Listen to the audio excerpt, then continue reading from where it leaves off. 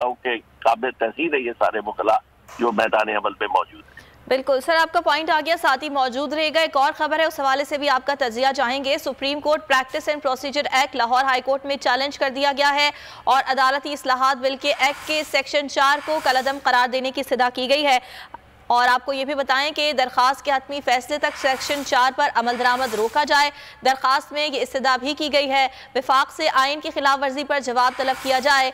दरख्वास्त गुजार की जानिब से ये कहा गया है, आपको आगाह कर रहे हैं कि supreme court practice and procedure act Lahore high court में चैलेंज कर दिया गया है। अदालती इस्लाहात बिल के एक्ट सेक्शन 4 को कलअदम करार देने की इस्तदा। दरख्वास्त के हतमी फैसले तक सेक्शन 4 पर अमल दरामद रोका जाए, विफाक से आइन की खिलाफ वर्जी पर जवाब तलब किया जाए, जबकि दरखास्त नदीम सरवर एडवोकेट की जानिब से दायर की गई है। Supreme court practice and procedure act जो कि पास किया गया और अब उसको लाहौर हाई कोर्ट में चैलेंज कर दिया गया है। अदालती इस्लाहात बिल के एक्ट सेक्शन 4 को कल अदम करार देने की इस्तदा भी की गई है। दरखास्त के हतमी फैसले तक सेक्शन 4 पर अमल दरामद रोका जाए, ये इस्तदा भी की गई है। विफाक से आइन की खिलाफ वर्जी पर जवाब तलब किया जाए। आरिफ चौधरी साहब, ये जो supreme court practice and procedure act था, इसे भी अब लाहौर हाई कोर्ट में चैलेंज किया गया है। कितना ज़रूरी है कि इस पर कोई ऐसा फैसला आए कि मजीद इस तरह के इकदाम ना उठाए जाएं?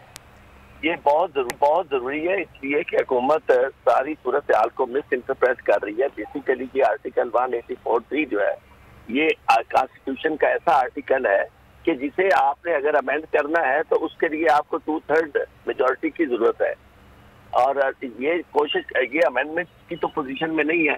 इनकी कोशिश यही है कि ये इस तरह यानी ला के नया कानून ला के तो पर काटते हैं सुप्रीम कोर्ट के, और कोई फैसला जो है वो हो ना सके, और राइट ऑफ अपील जो आप प्रोवाइडेड नहीं है।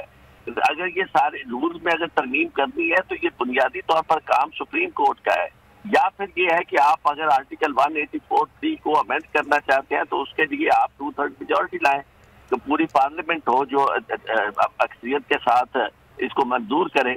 वरना ये इस तरह आइन के साथ ये जो खेल खेला जा रहा है, ये बहुत ज्यादा डर्टी खेल मैं इसे कहता हूँ कि यानी, और इस पर्सन स्पेसिफिक और एक पर्पस ऐसा, यानी जो इललेजिटिमेट पर्पस है इसका, जिसके लिए ये सारा कुछ किया जा रहा है। सामने नजर आ रहा है कि सुप्रीम कोर्ट ने ऑर्डर दिया हुआ है, उस ऑर्डर को डिफाई करने के लिए मुख्तलिफ जो इख्तियार किए जा रहे हैं, जो बहाने तराशे जा रहे हैं, वो ये है कि पार्लियामेंट को सामने ला के बिठा दिया, और वो पार्लियामेंट रबर स्टैंप के तौर पर हर वो बात जो आइन की बुनियादी रूह के खिलाफ है वो करने के लिए तैयार है।